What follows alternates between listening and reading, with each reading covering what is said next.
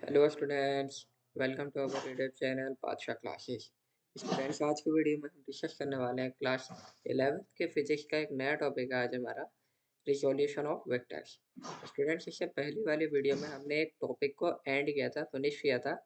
वो टॉपिक का नाम था addition and subtraction of vectors. उसमें हमने ये देखा था कि हम किसी भी दो वेक्टर्स को किस तरीके से ऐड कर सकते हैं, किस तरीके से सब्ट्रैक्ट कर सकते हैं। एग्जाम्पल के तौर पर मैंने आपको बॉटल से वेक्टर्स बना के भी दिखाए थे, उसका रिजल्टेंट भी बताया था। ठीक है, तो वो टॉपिक हमारा वहीं फिनिश हो चुका था। उसमें सिर्फ यही था कि दो वेक्टर्स हो या तीन वेक्टर्स हो, उसको किस तरीके से ऐड किया जाएगा। उससे डायरेक्शन भी डिपेंड करती है उसमें।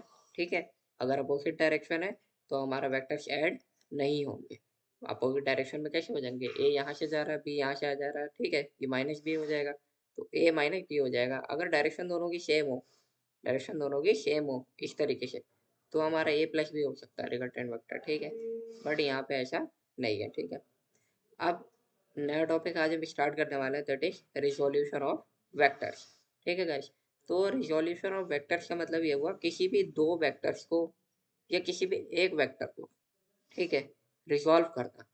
अब किसी भी एक वेक्टर को रिजॉल्व करने का मतलब ये नहीं है कि वो सिर्फ एक ही एक्सिस में होगा। ठीक है, मान लीजिए, मान लो अगर मैं कोई ग्राफ बनाऊं, ठीक है, कैसा ग्राफ, वही वाला कार्टेशियन प्लेन जो हम 9th क्लास से पढ़ते हुए आ रहे हैं। ठीक है, जो हमारा एक्स एक्सिस होती है, वाई एक्सिस होती है, जेड एक्सिस होती है, ठीक है, वही जो होती है। ठीक है, तो उसमें क्या होता है, मान लीजिए अगर हमारा कोई एक वेक्टर है, ठीक है, और वो ओरिजिन से निकल रहा है जेड एक्सिस की डायरेक्शन में, कुछ इस तरीके से। ठीक है, इस तरीके से, यहाँ से लेके इस तरीके से ओरिजिन से जेड एक्सिस की डायरेक्शन में कोई एक वेक्टर हमारा निकल रहा है। ठीक है, अब वो वेक्टर निकल रहा है, ठीक है, और उस वेक्टर का अगर हमें कॉम्पोनेंट दिए गए हो, जैसे कि हमसे ये पूछ लिया कि वो वेक्टर ए नाम का है। ठीक है, चलिए चलिए क्वेश्चन करके दिखाते हैं।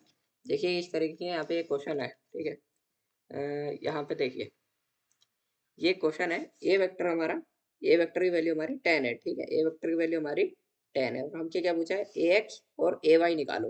तो ए एक्स और ए वाई निकालने का मतलब ये है, ए वेक्टर की वैल्यू हमारी 10 है, तो देखो ये है कि जैसे एक्स एक्सिस हमारा हॉरिजॉन्टल में हो गया, वाई एक्सिस हमारा वर्टिकल में हो गया, और ए वेक्टर हमारा ये जेड एक्सिस में ए वेक्टर हमें दिखाया गया है। ठीक है, अब इसके नीचे एंगल दे रखा है 30 डिग्री।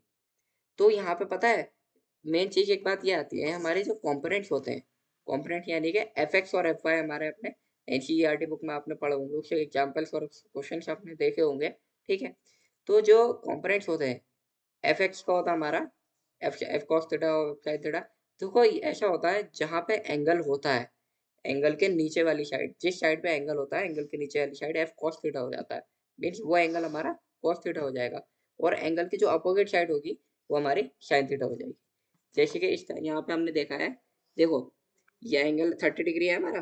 ठीक है, 30 डिग्री वाला क्या हो गया, 30 डिग्री हमारा ए कॉस 30 हो गया। ए कॉस 30 क्यों हुआ, क्योंकि ए हमारा ये वाला वेक्टर है। ठीक है, ये हमारा ये वाला वेक्टर है, ये हमारा ए कॉस 30 हो गया, और जो हम, क्योंकि यहाँ पे एंगल था और यहाँ पे एंगल नहीं है।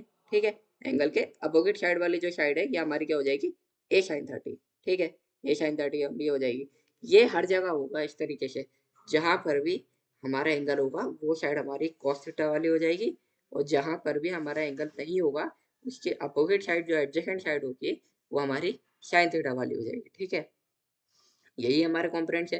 अब देखो, जैसे ये ऊपर वाला फिगर है हमारा, ठीक है, ए बी सी डी है। ठीक है, अब ट्राइंगल ए सी डी देखो आप, ट्राइंगल ए सी डी कौन सा बन रहा है, triangle A, triangle C, angle C. ठीक है, ये तीन बन रहा है। ठीक है, ये तीन बन रहा है, तो यहाँ पे हमारा जो एंगल दे रखा है थीटा, ठीक है, यहाँ पे एंगल हमारा थीटा दे रखा है, तो ये वाली साइड ऑब्वियस सी बात है कॉस हो जाएगी। फिर अब जब हम यहाँ पे कॉस थीटा निकालेंगे तो कॉस थीटा क्या होता है हमारा, बेस अपॉन हाइपोटेन्यूस होता है। कॉस थीटा हमारा बेस अपॉन हाइपोटेन्यूस होता है। अब यहाँ पे बेस क्या है, बेस एडी है। ठीक है, हाइपोटेनस क्या है हमारी, हाइपोटेनस हमारी एसी है, और एसी को हमने एफ मान रखा है। ठीक है, तो यहाँ पे क्या आ जाएगा, हाइपोटे बेस अपॉन हाइपोटेनस यानी कि एडी अपॉन एफ। ठीक है, तो यहाँ से हमने एडी की वैल्यू निकाल ली एफ कॉस थीटा। अब इसी तरीके ट्राइंगल ए बी सी देखो, triangle A, triangle B, triangle C. ठीक है, ए बी सी में क्या निकाला हमने, ए बी सी हमारा क्या होता है साइन थीटा, और साइन थीटा क्या होता है हमारा परपेंडिकुलर अपॉन हाइपोटेनियस। तो परपेंडिकुलर इसमें क्या हो जाएगी, परपेंडिकुलर इसमें ए बी हो जाएगी, अपॉन हाइपोटेनियस हमारी एफ आ जाएगी, जो कि हमारी सेम होती है हाइपोटेनियस सब में। ठीक है, तो यहाँ पे ए बी इक्वल्स टू, यहाँ पे क्या कर रहा हमने, इसकी वैल्यू निकाल ली। तो यहाँ पे इसी तरीके से जैसे हमने क्वेश्चन भी देखा इसमें, ठीक है। तो 10 cos 30, तो cos 30 जो आएगा हमारे, cos 30 की वैल्यू रख देंगे। cos 30 की वैल्यू क्या होती है, √3/2 होती है, ठीक है। sin 30 आ जाएगा, sin 30 की वैल्यू क्या होती है, 1/2 होती है। ये तो हमारी ट्रिग्नोमेट्रिक वैल्यू हमारी फिक्स होती है, ठीक है guys. Okay, thank you friends, channel subscribe करो, वीडियो को लाइक करो।